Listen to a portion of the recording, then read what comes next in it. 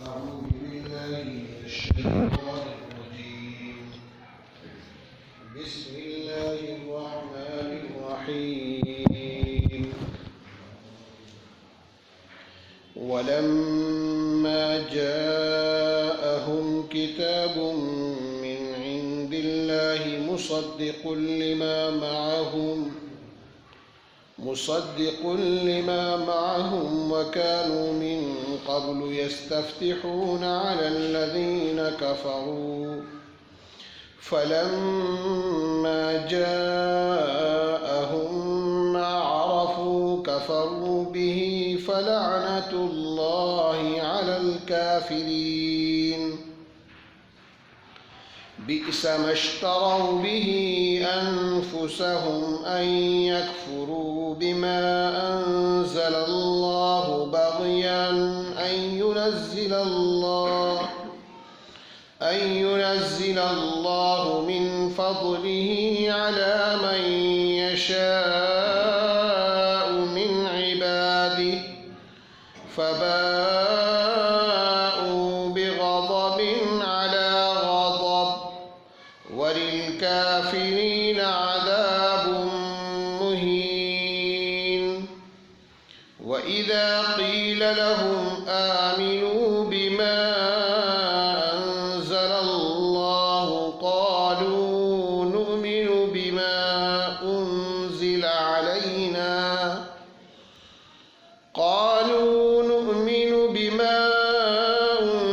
علينا ويكفرون بما وراءه وهو الحق مصدقا لما معهم قل فلم تقتلون أنبياء الله من قبل إن كنتم مؤمنين.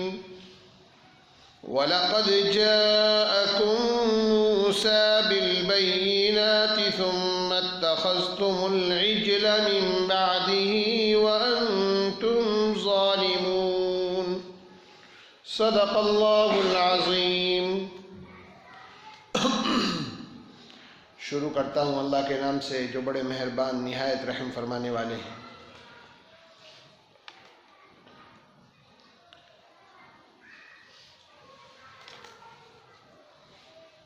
ذکر بنی اسرائیل کا چل رہا ہے. پچھلے ہفتے پچھلے آیات کی تفسیر میں میں نے بنی اسرائیل کا حال بہت تفصیل کے ساتھ عرض کر دیا تھا کہ قرآن اتنی تفصیل کے ساتھ ان کو کیوں مخاطب کر رہا ہے.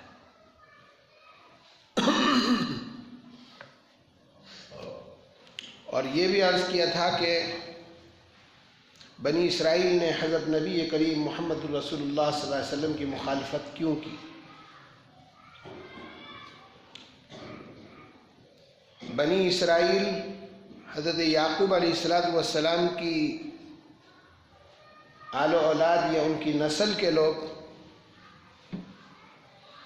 جو حضرت موسیٰ علیہ السلام کو اپنا نبی مانتے ہیں اور حضرت موسیٰ علیہ السلام کی شریعت پر عمل کرنے کا دعویٰ کرتے ہیں، یہودی کہلاتے ہیں. وہ لوگ یہودی کہلاتے ہیں. ان یہودیوں نے حضرت موسیٰ علیہ السلام کے بعد آنے والے انبیاء پر بڑا ظلم و ستم کیا. اگلی آیتوں میں اس کا بھی تذکرہ آ رہا ہے. خود اپنے نبیوں پر مومن ہو کر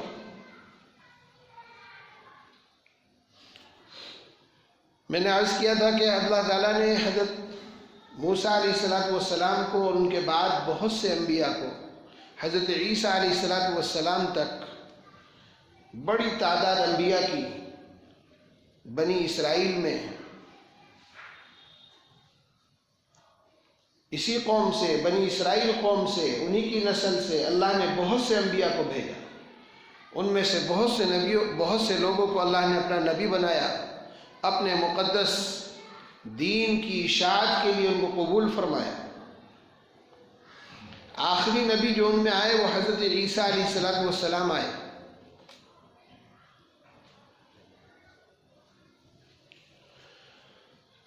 لیکن یہودیوں نے، بنی اسرائیل کی اس نسل نے جو حضرت موسیٰ علیہ السلام کو اپنا نبی مانتی تھی، حضرت عیسیٰ کی نبوت کا انکار کر دیا، ان کو نبی نہیں تسلیم کیا، ان کی لائی ہوئی شریعت پر عمل نہیں کیا۔ حضرت عیسیٰ پر اللہ تعالیٰ نے جو اپنی آسمانی کتاب، اپنے احکامات، اپنی ہدایات نازل فرمائی تھی، ان کو نہیں مانا۔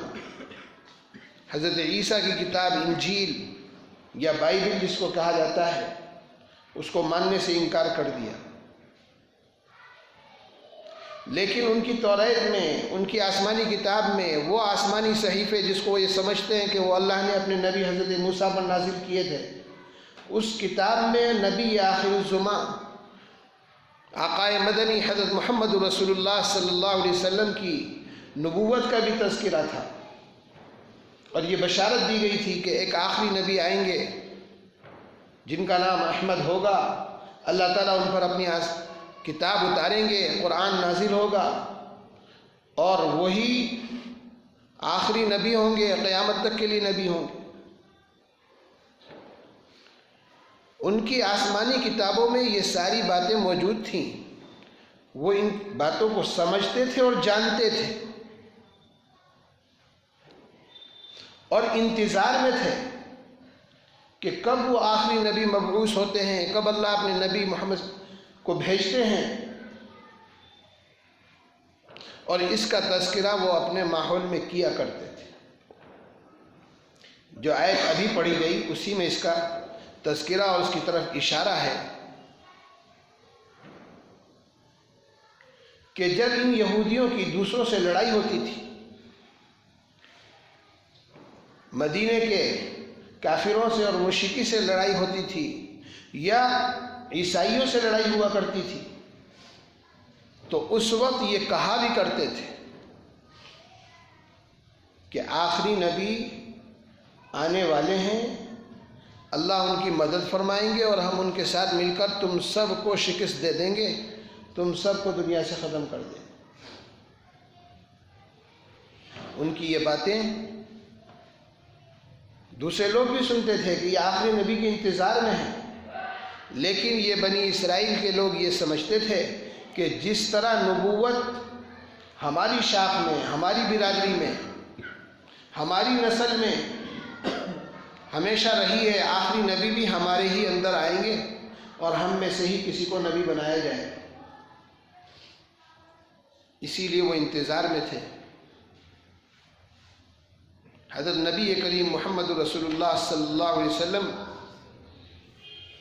کی نبوت کی نشانیوں میں سے ان کی کتابوں میں یہ باتیں بھی آئی تھیں کہ یہ آخری نبی جو ہوں گے وہ مدینے کے علاقے کی طرف ہجرت کر کر آئیں گے اور وہیں رہیں گے۔ اس لیے یہ لوگ اپنے وطنوں سے نکل کر مدینے کے آس پاس مقیم ہو گئے تھے کہ آخری نبی آنے والے ہیں، اب ان کا زمانہ قریب ہے، اور ان کے ساتھ مل کر ہم عرب کے کافروں کو شکست دے دیں۔ اللہ کا کرنا کہ آخری نبی آئے، اللہ کی مقدس کتاب لے کر آئے، لیکن بنی اسرائیل میں نہیں آئے، عربوں میں آئے، بنی اسماعیل میں آئے۔ میں نے پچھلے ہفتے بہت تفصیل کے ساتھ اس کو عرض کیا تھا کہ حضرت یعقوب کی اولاد میں نہیں، حضرت اسحاق کی اولاد میں نہیں، بلکہ اسماعیل کی اولاد میں اللہ نے اپنے آخری نبی کو بھیج دیا۔ کہ یہ بنی اسرائیل کون ہیں؟ حضرت اسحاق کی اولاد میں۔ حضرت ابراہیم کے 2 بیٹے تھے، ایک بیٹے اسماعیل، اسماعیل کے بعد پھر آگے نبوت نہیں چلی، اور دوسرے بیٹے تھے اسحاق، اسحاق کو بھی نبی بنایا اللہ نے، اسحاق کے بیٹے یعقوب کو بھی نبی بنایا، یعقوب کے بیٹے یوسف کو بھی نبی بنایا، اور پھر بہت سے انبیاء آئے، حضرت یوسف علیہ السلام بھی، اور ان کے بعد حضرت موسیٰ علیہ السلام بھی اسی شاخ کے بڑے نبی، حضرت عیسیٰ بھی اسی شاخ کے بڑے نبی۔ تو حضرت اسماعیل علیہ السلام کی جو آل و اولاد تھی، ان میں آخری نبی حضرت محمد رسول اللہ صلی اللہ علیہ وسلم کو بھیجا گیا، یعنی قریش میں۔ قریش سب آل اسماعیل ہیں، بنی اسماعیل ہیں، حضرت اسماعیل کی آل و اولاد میں ہیں۔ حضرت محمد رسول اللہ صلی اللہ علیہ وسلم کا تعلق بھی اسی قبیلے سے ہے۔ حضرت محمد صلی اللہ علیہ وسلم کو اللہ نے اپنا نبی بنایا، اور آخری پیغام کے لیے اور آخری شریعت کے لیے ان کا انتخاب ہوا۔ بس بنی اسرائیل کو یہیں سے حسد ہو گئی یہیں سے ان کو حسد ہو گیا کہ اب نہیں مانیں گے، ہوا کریں نبی ہمارے میں سے نہیں ہے، لہٰذا ان کی لائی ہوئی شریعت پر عمل نہیں کریں، ہماری شاخ میں سے نہیں ہے، ہماری برادری میں سے نہیں ہے۔ برادری والی عصبیت غالب آ گئی۔ اسلام نے ہمیشہ عصبیت کو ختم کیا ہے کہ اسلام اور مسلمان یہ پوری ایک برادری ہے، اس کے اندر کوئی دوسری برادری نہیں، بحیثیت مسلمان کے اللہ کی نظر میں سب برابر۔ وَجَعَلْنَاكُمْ شُعُوبًا وَقَبَائِلَ لِتَعَارَفُوا إِنَّ أَكْرَمَكُمْ عِنْدَ اللَّهِ أَتْقَاكُمْ۔ عصبیت کو، برادری واد کو اسلام نے ہمیشہ ختم کیا۔ قرآن صاف اعلان کرتا ہے ہم نے تم کو مختلف برادریوں میں، مختلف شاخوں میں، مختلف نسلوں میں تقسیم کیا ہے اور بنایا ہے، لیکن کیوں؟ تاکہ ایک دوسرے کا تعارف حاصل کرو، آپس میں گھلو اور ملو، آپس کے محبت اور مودت کے ساتھ رہو۔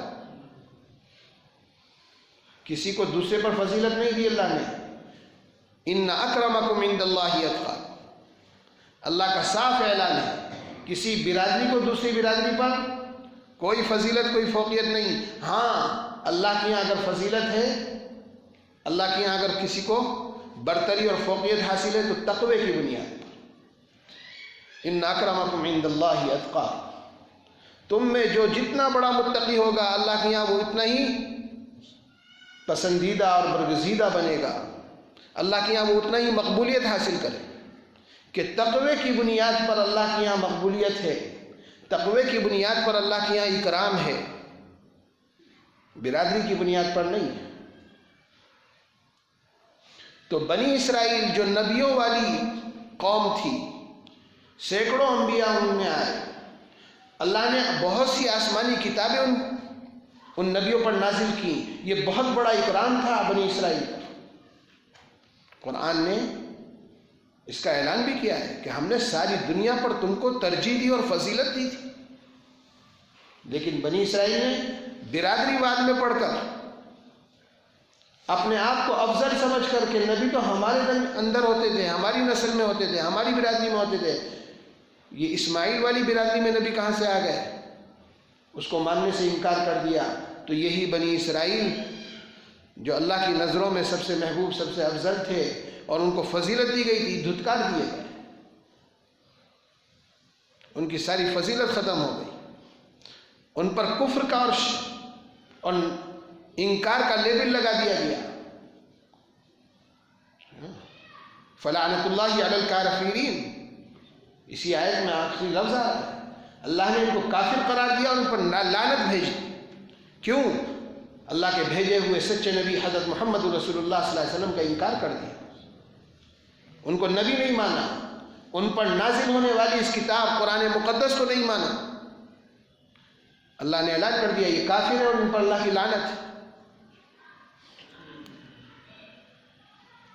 تو جب اتنی بڑی برادری، اتنی بڑی قوم جس کی فضیلت کا قرآن نے ذکر کیا، نبیوں والی قوم، سینکڑوں انبیاء اس قوم میں آئے، ان کو اس کا طرح دھتکارا جا سکتا ہے برادری واد پر، تو پھر ہمارا کیا حال ہوگا بھائی اگر ہم اسی برادری واد میں پڑ گئے۔ اس لیے نبی کریم صلی اللہ علیہ وسلم نے آخری حج میں، حجۃ الوداع میں، پوری قوم کو قیامت تک کے لیے جو پیغام دیا پوری امت کو، اس میں صاف اعلان فرمایا لا فضل لعربی علی عجمی ولا لأبيض على أسود ولا لأسود على أبيض إلا بالتقوى۔ کسی عربی کو کسی عجمی پر کوئی فضیلت حاصل نہیں۔ کوئی عربی یہ فخر کرنے لگے کہ میں عربی ہوں، عرب قوم سے ہوں، اور یہ عجمی ہے، غیر عرب ہے، یہ فخر کی بات نہیں ہے، کسی کو اس پر فخر کرنے کا حق نہیں۔ کسی گورے کو کالی نسل